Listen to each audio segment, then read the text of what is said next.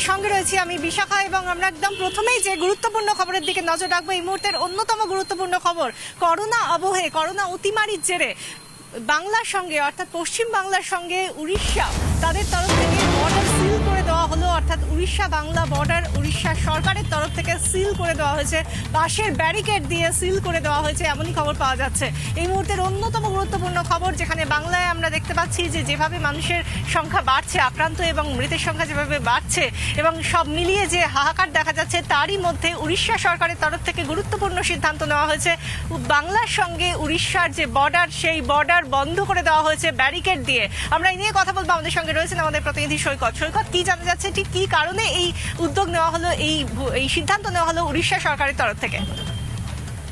দেখো বিশাখা, তোমাকে আমি জানি রাখি, আজ দু একদিন আগের থেকে এই বর্ডারটি সিল করা হয়েছে, কিন্তু আমরা আজকে জানতে পারি, ওখানে গিয়ে দেখতে পাই যে উড়িষ্যা এবং বাংলার মাঝখানে যে সোনাকুনিয়া বর্ডার আছে, সেই সোনাকুনিয়া বর্ডারের যে রাজ্য সড়ক, সেই রাজ্য সড়ক পুরোপুরি বাঁশ দিয়ে ব্যারিকেড করে দিয়েছে উড়িষ্যা সরকার তাদের। এবং যারা এখান দিয়ে যেতে চাই, মোটামুটি যাত্রীবাহী কোনো গাড়ি এই রাজ্য সড়ক দিয়ে যাতায়াত করছে না। এবং যদিও বাই চান্স কারোর করতে হয়, তাহলে তাদের রিসেন্ট দু একদিনের ভিতরে কোভিড টেস্টের যে রিপোর্ট নেগেটিভ, সেই রিপোর্ট দেখাতে হবে, তবে গিয়ে কোনো মানুষ উড়িষ্যা থেকে বাংলা থেকে উড়িষ্যায় যেতে পারবে বা উড়িষ্যা থেকে বাংলায় আসতে পারবে। বিশাখা,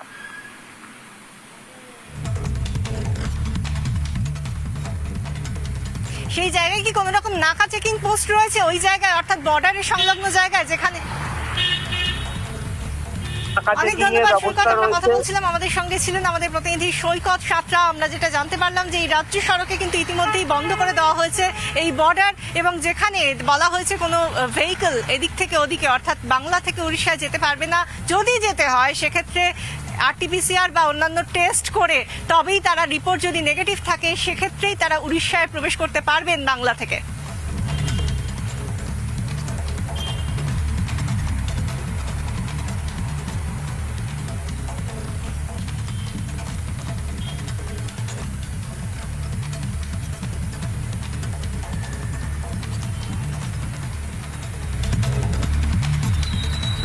করোনা আবহে আমরা দেখতে পাচ্ছি প্রত্যেক দিন 3 লাখের বেশি মানুষ আক্রান্ত হচ্ছেন গোটা দেশ জুড়ে। আর এরই মধ্যে ভ্যাকসিনের আকাল, যারা প্রথম ডোজ দিয়ে দিয়েছেন তাদের জন্য এখন সব থেকে বড় চ্যালেঞ্জ যে তারা দ্বিতীয় ডোজ কি করে দেবেন, কারণ ভ্যাকসিন অপর্যাপ্ত। গত এক সপ্তাহ ধরে করোনার দৈনিক সংক্রমণের গ্রাফ 3 লাখের ওপর রয়েছে। মঙ্গলবার কেন্দ্রীয় স্বাস্থ্য মন্ত্রকের তরফে জানানো হয়েছে শেষ 24 ঘন্টায় দেশে করোনায় আক্রান্ত হয়েছেন 3,23,144 জন। সোমবারের তুলনায় যা কিছুটা কম। মোট আক্রান্ত বেড়ে হয়েছে 1,76,36,307 জন। 24 ঘন্টায় করোনার সংক্রমণে মৃত্যু হয়েছে 2,771 জনের। মোট মৃত 1,97,894 জন। করোনার ভয়াবহতায় টিকাকরণে জোর দিয়েছে স্বাস্থ্য মন্ত্রক।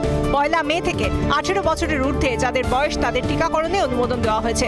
গত 24 ঘন্টায় দেশে 14,52,71,186 জনের টিকাকরণ হয়েছে। পাশাপাশি রাশিয়া থেকে স্পুটনিক ভির ডোজ মে মাসের শেষে আসবে বলে জানিয়েছে ডক্টর রেড্ডিজ ল্যাবরেটরিজ। করোনার বাড়তে থাকা সংক্রমণের মধ্যে অক্সিজেনের চাহিদা কয়েক গুণ বেড়েছে দেশে। এই অবস্থায় বায়ুসেনার পর এবার নৌসেনাও অক্সিজেন সিলিন্ডার আনার ক্ষেত্রে নিজেদের প্রস্তুত রেখেছে। অক্সিজেনের যোগান বাড়াতে তুতিকোরিনের বেদান্তা অক্সিজেন প্লান্ট খোলার সাময়িক অনুমতি দেওয়া হয়েছে। দেশের শীর্ষ আদালত জাতীয় চাহিদার প্রেক্ষিতে বেদান্তা অক্সিজেন প্লান্ট খোলার নির্দেশ দিয়েছে। করোনার বিরুদ্ধে লড়াইয়ে ইতিমধ্যেই ভারতের পাশে দাঁড়িয়েছে বিভিন্ন দেশ। টিকা তৈরির কাঁচামাল থেকে অক্সিজেন সিলিন্ডারের সরবরাহ, একজোট হয়ে লড়ার বার্তা দিয়েছে বিশ্বের বিভিন্ন দেশ। রিপাবলিক বাংলা।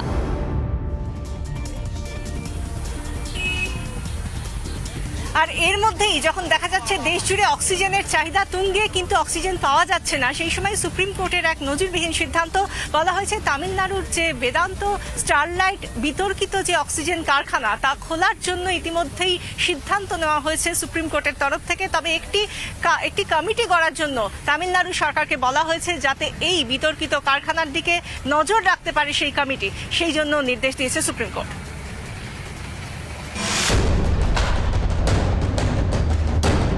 তামিলনাড়ুর বেদান্তে স্টারলাইট কারখানায় তামা উৎপাদন হতো।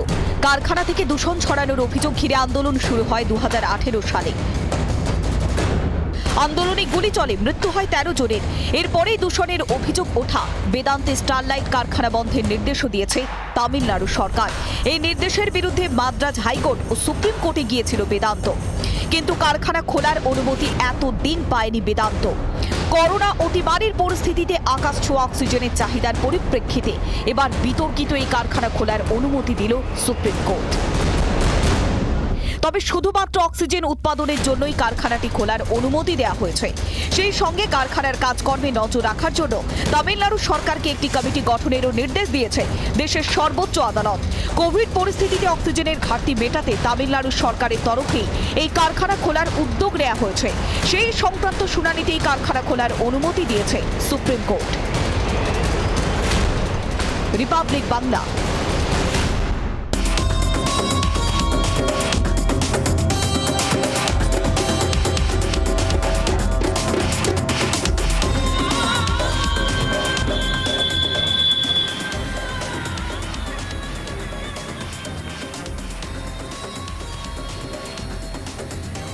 করোনা আবহে রেমডেসিভির এবং অক্সিজেনের আকাল, এবং দিল্লি মহারাষ্ট্রের সব থেকে বেশি আকাল এই করোনার রেমডেসিভির এবং অক্সিজেনের। আর তারই মধ্যে চলছে রমরমিয়ে কালোবাজারি।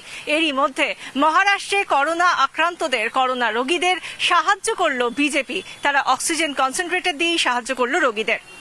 কাণ্ডে তিব্বতের ধর্মগুরু দলাই লামা অর্থ সাহায্য করলেন করোনাকালে ভারতের পাশে দাঁড়িয়ে। আর তারই অর্থ প্রদানকে আন্তর্জাতিক স্তরে ভারতের কূটনৈতিক সাফল্য হিসেবেই দেখা হচ্ছে আন্তর্জাতিক বিশেষজ্ঞদের তরফ থেকে। পিএম কেয়ার ফান্ডের টাকা নিয়ে বিস্তর অভিযোগে সরব হয়েছিলেন বিরোধীরা। করোনা অতিমারি পরিস্থিতিতে বাড়তি অক্সিজেনের চাহিদার সময় সেই পিএম কেয়ার ফান্ডের অর্থই ভরসা হয়ে দাঁড়িয়েছে দেশের কাছে। বাড়তি চাহিদার পরিপ্রেক্ষিতে দেশ জুড়ে পিএম কেয়ার ফান্ডের টাকায় 551টি অক্সিজেন প্ল্যান্ট তৈরির উদ্যোগ নিয়েছে কেন্দ্রীয় সরকার।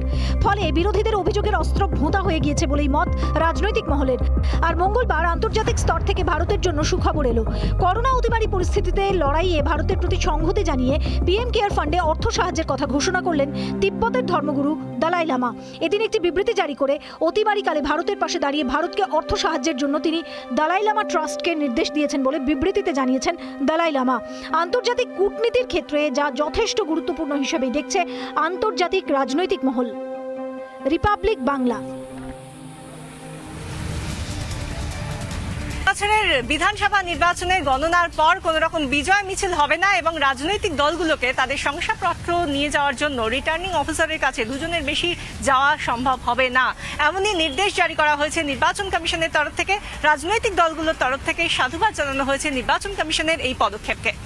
কোভিড পরিস্থিতিতে সংক্রমণের বাড়বাড়ন্ত রুখতে 2রা মে ভোট গণনার দিন বা তারপর বিজয় মিছিল নিষিদ্ধ করল কমিশন।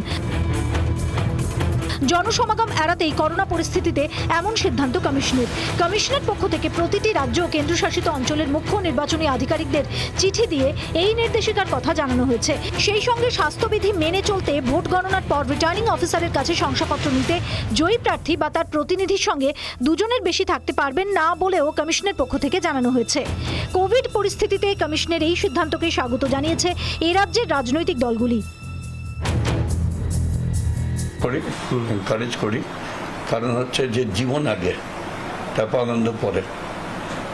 এটা আমি অনেক দিন ধরেই বলছি, এটা না আমাদের এটা রেডিও সেন্টার আছে সেখানেও বলেছি যে মানুষের যদি জীবনই না থাকে তো আনন্দ কোথা থেকে আসবে।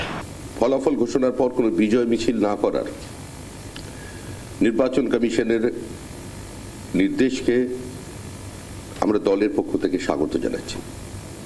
এই কোভিড আবহে বিগত প্রচারের দিনগুলিতে নির্বাচন কমিশনের নির্দেশাবলী মেনে যত দূর সম্ভব সামাজিক দূরত্ব বজায় রেখে আমরা প্রচার কাজ চালিয়েছি। এটা ঠিকই যে প্রত্যেকটি দলেরই নির্বাচনী মিটিংয়ে, মিছিলে, রোড শো, র্যালি যে যাই করুক না কেন সেখানে সমস্ত মানুষকেই মাস্ক পরিহিত অবস্থায় দেখা যায়। এটা দুর্ভাগ্যজনক, অনভিপ্রেত। এই সচেতনতার আমরা আনতে পারিনি মানুষের জন্য, তার দায়িত্ব আমাদের সমস্ত রাজনৈতিক দলের। কোভিড পরিস্থিতি নিয়ে সোমবারই মাদ্রাজ হাইকোর্ট কমিশনের ভূমিকা নিয়ে প্রশ্ন তুলেছিল। করোনা পরিস্থিতিতে গণনার দিন কমিশন কি ভূমিকা নিচ্ছে 30শে এপ্রিলের মধ্যে তা জানানোর নির্দেশ দেওয়া হয়েছে। আর এই প্রেক্ষিতেই এদিন এই নির্দেশিকা জারি করা হয়। রিপাবলিক বাংলা।